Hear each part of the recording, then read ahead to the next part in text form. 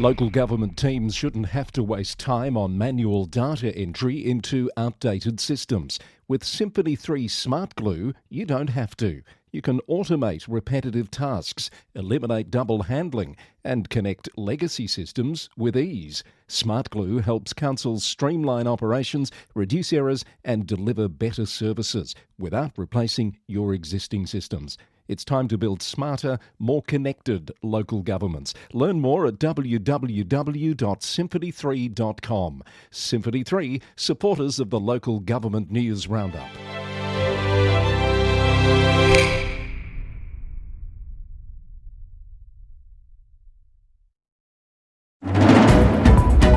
Coming up, a final warning over a controversial seawall in Frankston. 2 rural councils challenged the Victorian Government over drought funding inequities. Maribyrnong Council, the latest to consider funding private security measures. More revelations from the Liverpool Council public inquiry. The cost to ratepayers of a failed council merger revealed. A major sporting infrastructure setback in Redland. A formal caution for a Tasmanian councillor. And fresh voter fraud concerns in Adelaide. That's all coming up on Australia's #1 local government podcast. It's the Local Government News Roundup. Hello, I'm Chris Eddy. Welcome back. The podcast is brought to you by the Victorian Local Governance Association, the national broadcaster on all things local government, with support from Symphony 3, simple, connected customer experiences.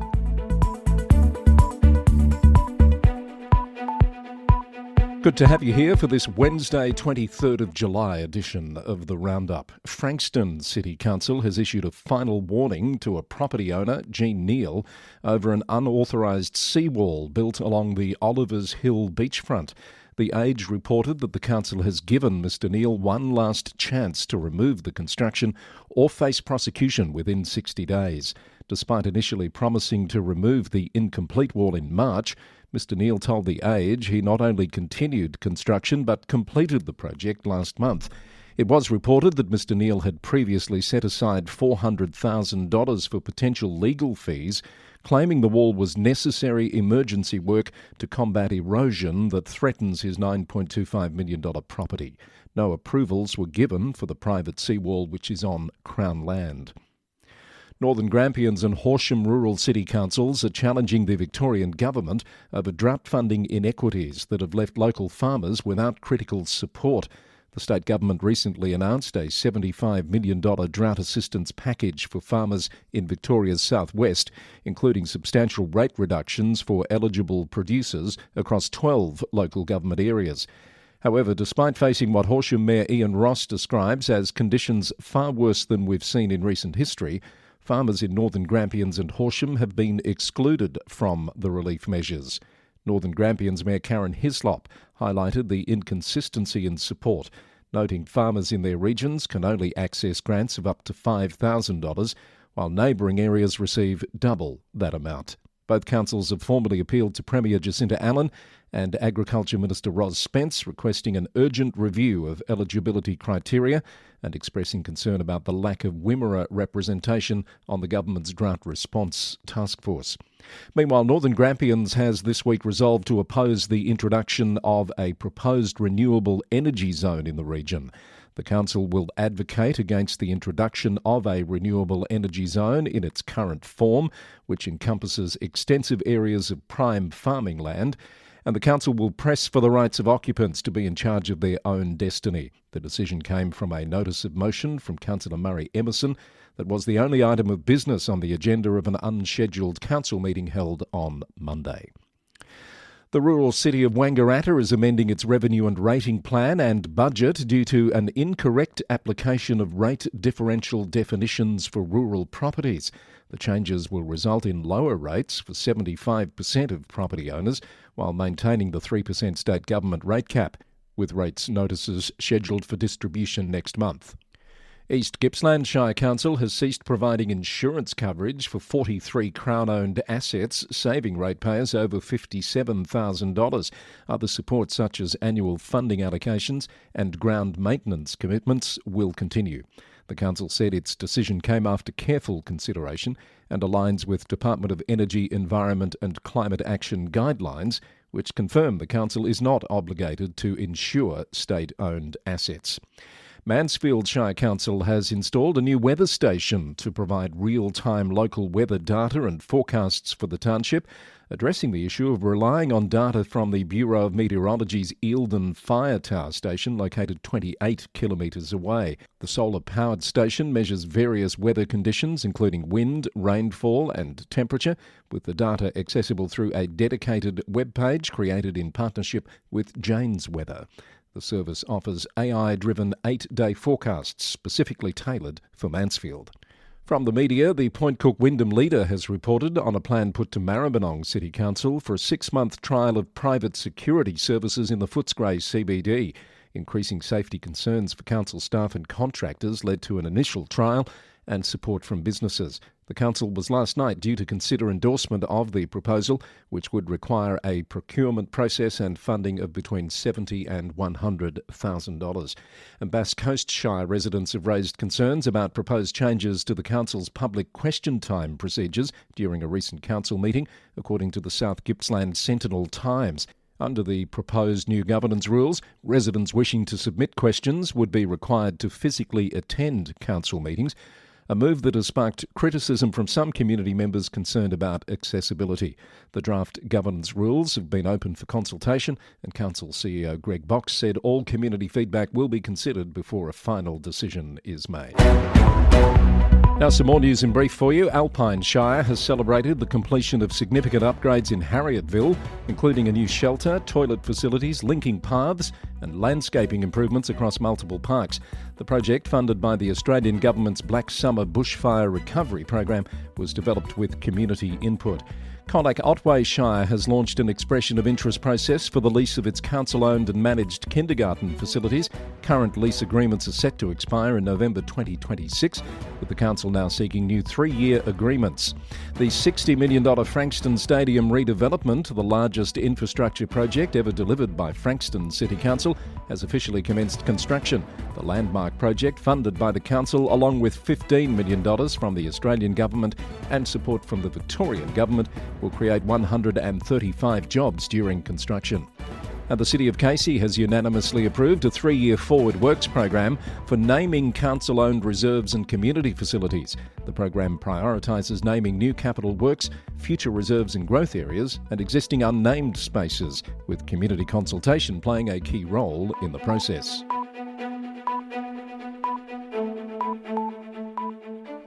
This is the Local Government News Roundup, brought to you by the Victorian Local Governance Association. More news for you in just a moment. But first, a word from the VLGA. To ensure that all councils can comply with mandatory requirements, no matter their size or location, the VLGA is offering a special councillor professional development intensives series.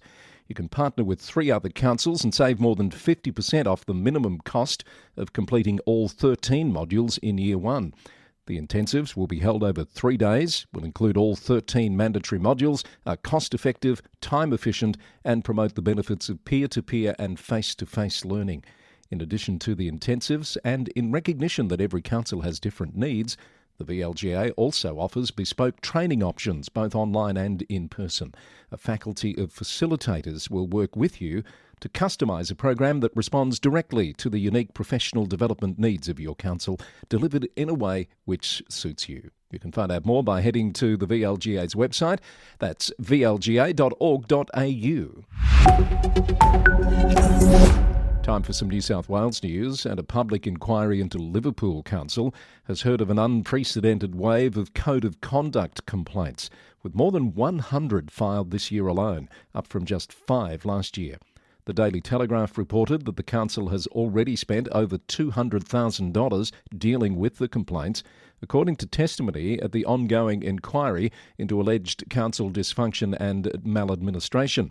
Corporate Services Director Farouk Portelli described the situation as extraordinary, telling the inquiry that complaint numbers could typically be counted on one hand. In another revelation, Mr Portelli testified that former Chief Executive John Ajaka had asked him to use creative accounting to find $25 million in March last year. Mr Ajaka is scheduled to testify later this week as the inquiry continues. The Mayor of North Sydney, Zoe Baker, is pushing for private schools and educational institutions to contribute to council coffers despite their rate-exempt status. The North Sydney Sun reported that Councillor Baker will ask councillors at next week's council meeting to back her call for the New South Wales Government to review rate exemptions and amend legislation to allow educational institutions to make voluntary payments without risking their state and federal funding. Councillor Baker claims these institutions occupy over 150,000 square metres of land in North Sydney, which could generate more than $1 million annually if rated at business rates. Blacktown City Council is launching community consultations on a proposed special rate variation as the rapidly growing area faces infrastructure challenges. The council says the city's population, currently at 450,000, is expected to reach 600,000 by 2040, placing significant pressure on local services and infrastructure. For most residents, the proposed one-year rate variation would mean an additional $3.29 per week. Community consultation will run for 42 days. There have been 111 applications for SRVs in the past 11 years. The Mayor of Cootamundra Gundagai Regional Council has revealed the 2016 merger has cost local ratepayers an estimated $44 million. Councillor Ab McAllister said the merger created significant animosity between communities with little shared interest, according to the Daily Telegraph. A demerger of the amalgamated council announced last week is expected to cost up to $3 million to implement. Wagga Wagga City Council is looking to better protect prime agricultural land from large-scale renewable energy projects following significant community pressure. The Daily Advertiser reports that at Monday night's council meeting, councillors gave in-principle backing to proposed planning reforms. That comes after farmers packed the public gallery, accusing the council of siding with developers instead of supporting local agriculture. The council's general manager, Peter Thompson, acknowledged community concerns about the scale and location of renewable energy proposals, noting that current planning frameworks lack enforceable criteria to protect agricultural land. Some New South Wales Council briefs for you. The City of Newcastle is asking residents whether the first day of the Newcastle show should be declared a public holiday for 2026 and 2027. The council has launched a community survey seeking input from residents, businesses, schools and tourism operators to gauge public sentiment. Concerns are mounting over the future of the Bega sale yards as plans move forward to rezone nearly 280 hectares of vacant land for residential development. Bega Valley Shire Council has endorsed a proposal that could deliver more than 2,200 new homes, along with shops and public spaces in the area adjacent to the sale yards. And Shell Harbour City Council's dog facility is nearing capacity. It's seeking adoption homes for unclaimed dogs. It's launched a Lost Dogs Register, which gives real-time access to information about dogs in the council's care. And it's offering a trial period for potential adopters to ensure compatibility before making a lifelong commitment.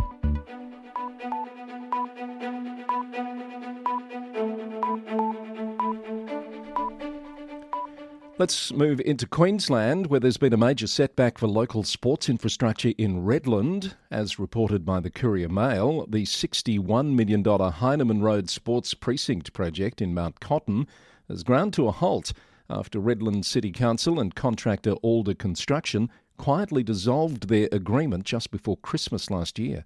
Federal environmental approvals remain the key obstacle, with authorities still waiting for crucial environmental data requested over 2 years ago. At issue are approximately 550 trees that would need to be removed to make way for the ambitious development, which includes 13 touch football fields, 3 rugby league fields and extensive parking facilities. The Department of Climate Change, Energy and the Environment and Water says the ball is firmly in the council's court. Cairns Regional Council will vote today on whether to approve an international trip for Mayor Amy Eden. According to the Cairns Post, the proposed visit would see Mayor Eden and Sister Cities Ambassador Sim Hayward travel to Lae in Papua New Guinea in September to commemorate the Pacific nation's 50th independence anniversary. Council officers have recommended the trip go ahead, stating there's sufficient allowance in the operational budget to fund the journey. Sunshine Coast Council is launching a citizens panel to give everyday residents a stronger voice in regional decision-making. 10,000 randomly selected households will soon receive invitation letters to join the initiative, which Mayor Rosanna Natoli describes as a commitment to listen better and listen differently. From those households, 50 residents will be chosen to form a panel that represents the diverse backgrounds of the community, with participants required to be at least 16 years of age. The panel will deliberate on complex regional issues, with their feedback directly informing council decisions. And Noosa Council has welcomed a federal government determination that ongoing extractive activity at Kin Kin Quarry requires a new application process due to likely significant environmental impacts. Mayor Frank Wilkie said the decision follows strong community advocacy and represents progress towards addressing environmental and community concerns related to the quarry operations. Down to Tasmania now, and in Burnie, a councillor has received a formal caution following a code of conduct investigation. The Advocate reported that Councillor Ken Dorsey was found to have breached council protocol in his actions against former General Manager Simon Overland. An independent panel determined that Councillor Dorsey attempted to convene an improper meeting with the apparent intention of terminating Mr Overland's contract early. According to the panel's findings, the action was ill-considered, premature and unnecessary, and potentially motivated by personal animosity. While much of Mr Overland's complaint was dismissed, the panel concluded that Councillor Dorsey had been careless of any reputational damage that might result from his actions. The City of Launceston is facing a $40 million repair bill for its ageing building portfolio, according to a recent council survey reported this week by The Examiner. The survey examined most of the council's 321 buildings, and it paints a concerning picture, with only 10% of structures rated in good or very good condition. Nearly half of all council-owned buildings require significant maintenance, while 51 buildings are categorised as either poor or very poor, with some deemed beyond rehabilitation. Council officers have recommended pausing third-party works on community-leased buildings while they finalise condition reporting and prioritise repairs. In South Australia, fresh concerns have emerged over voter fraud in the upcoming Adelaide City Council Central Ward by-election, according to In Daily SA. Deputy Lord Mayor Philip Martin has written to the state government alleging evidence of forged voter documents from the 2022 election that weren't examined in previous court proceedings. The by-election itself was triggered after a judge voided 4 council appointments due to illegal ballot handling in that same 2022 election. A government spokesperson advised anyone with concerns about improper or illegal behaviour to alert the Independent Electoral Commissioner. And the Advertiser reports that some homeowners in Onkaparinga Council may soon need to purchase council land they've been using as their own for years.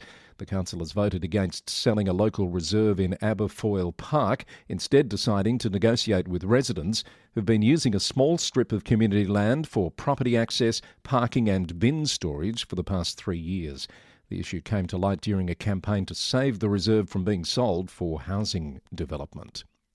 Across to WA, the Shire of Coolgardie is pushing back against a proposed merger with its larger neighbour, Kalgoorlie-Boulder, according to ABC News. Local Government Minister Hannah Beasley last month described the Shire as a financial mess, suffering from gross mismanagement, with council documents revealing credited debts of $2.8 million, total liabilities of $27.5 million and just $2.9 million in cash reserves. But Coolgardie councillors have now endorsed a position paper challenging the merger and threatening legal action should the government force an amalgamation. The Mayor of Kalgoorlie-Boulder, Glenn Wilson, has made it clear his community shouldn't bear the brunt of others' debt. Representatives from both councils were set to meet with Minister Beasley in Perth yesterday to discuss the situation further.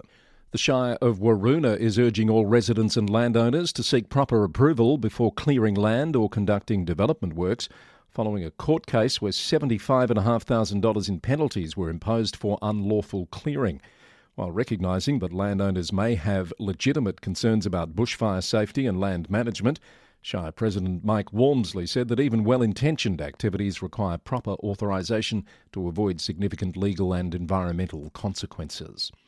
And in the NT, Alice Springs Town Council is facing a dramatic shake-up with 7 of 9 elected members saying they will not seek re-election in the upcoming August vote, according to NT News. Both Mayor Matt Patterson and Deputy Mayor Mark Coffey have confirmed they won't contest the August 23rd election. Only 2 current councillors have confirmed they will recontest, including Eli Melky, who's running for mayor after serving as the council's longest-standing member. Nominations remain open until next month. This is episode number 480 of The Roundup, brought to you by the Victorian Local Government Association with support from Symphony 3, simple, connected customer experiences, all brought about by its unique Smart Glue system. You can find out more about that by heading to symphony3.com. Some global reports for you. Firstly, out of the UK, in Plymouth, BBC News has reported that voters have rejected a proposal for a directly elected mayor in a referendum. The results showed 19,840 votes against the mayoral system, compared to 18,044 in favour. That's despite nearly 200,000 people being eligible to participate, with turnout remarkably low at just 19.1%. The referendum was triggered by a petition with over 10,000 signatures, but even if passed, the government had already postponed any mayoral election until 2027. Plymouth will continue with its current system, where the council is led by an elected councillor chosen by fellow councillors rather than a directly elected mayor. Max Corler, the government-appointed commissioner who's been overseeing Birmingham City Council since its financial collapse 2 years ago, has abruptly resigned his position. Corler was brought in by former Communities Secretary Lord Michael Gove to rescue the UK's second-largest city from bankruptcy. He stepped down with immediate effect, according to an announcement from the Ministry of Housing, Communities and Local Government. The Financial Times reported sources close to the situation who suggest his departure may have been prompted by ministers, though Corler himself said he'd always planned to retire this year after 53 years in local government. In other news, in Cambridgeshire, local MPs have proposed a significant shake-up to council reorganisation plans. Labor MPs Andrew Pakes and Sam Carling have put forward an alternative 3-council model for Cambridgeshire, challenging earlier proposals that would have created just 2 unitary authorities across the county. The BBC News has more on that. They've also reported on Dorset Council plans to cut hundreds of staff positions as part of a technology transformation project, with proposals now being shared with employees. The project aims to save £77 million by 2030 through voice automation and AI, costing £48 million to implement. About 500 employees will be consulted on the proposals, with initial changes to start in October.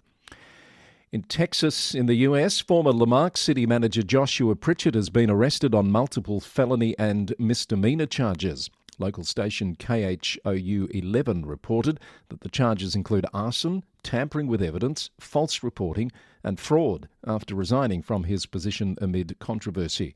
The charges follow a suspicious fire at his home, allegations that he lied about his credentials, and his claims of harassment and retaliation during his brief tenure as city manager. In Canada, a task force reviewing city council compensation in London, Ontario, is recommending a substantial pay increase for councillors while maintaining the current pay structure for the mayor. CTV News reports that the Council Resourcing Review Task Force is considering boosting councillor salaries from the current $67,000 to somewhere around $90,000.